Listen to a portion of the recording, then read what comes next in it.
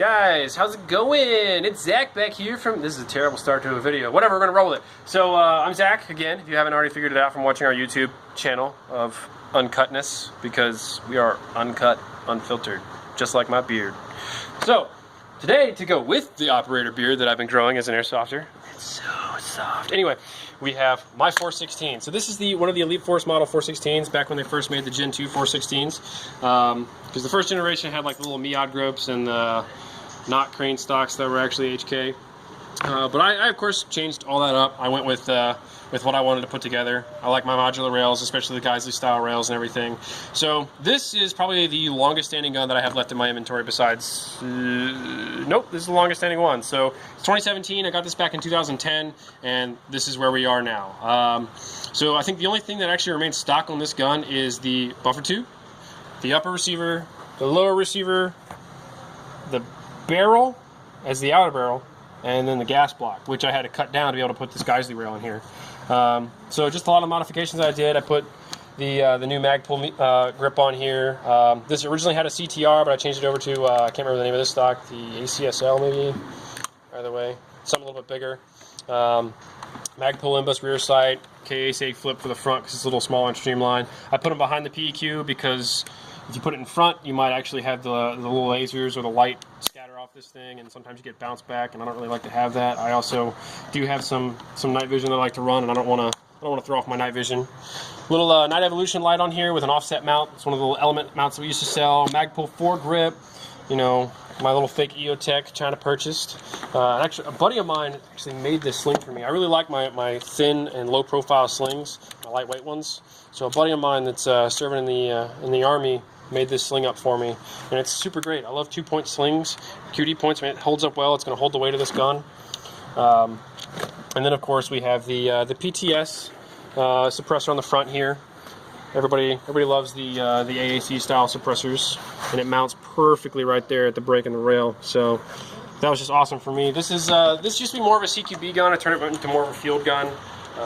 Like I was saying, I'm a big fan of 2-point slings, just because of how I can get around my body and how it's just, you know, always at the perfect level for me to hold it. Helps maintain on grip. This isn't so much of a transition gun for me, because trying to get around on my right hand doesn't work as well. But I'm able to at least go to my laser and swap everything through. But internally, this thing, everything internally is not what it used to be.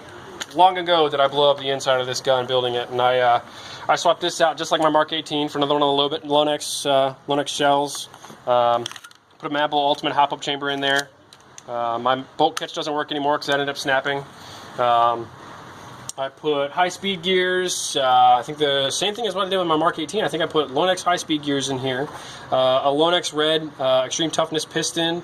It's got an M110 spring, because the M120, when I put it in there with the Lonex compression parts for the piston head and the cylinder head, this thing was shooting, I think, 450 feet per second. And I don't know if you guys have ever played a ballot hack, but 450 feet per second on a 10-inch gun is a little hot. They don't typically like that. So I had to dump it down to an M110, and then I ended up having to go a little further. I was running for an M100 spring there for a while, but I started like double cycling.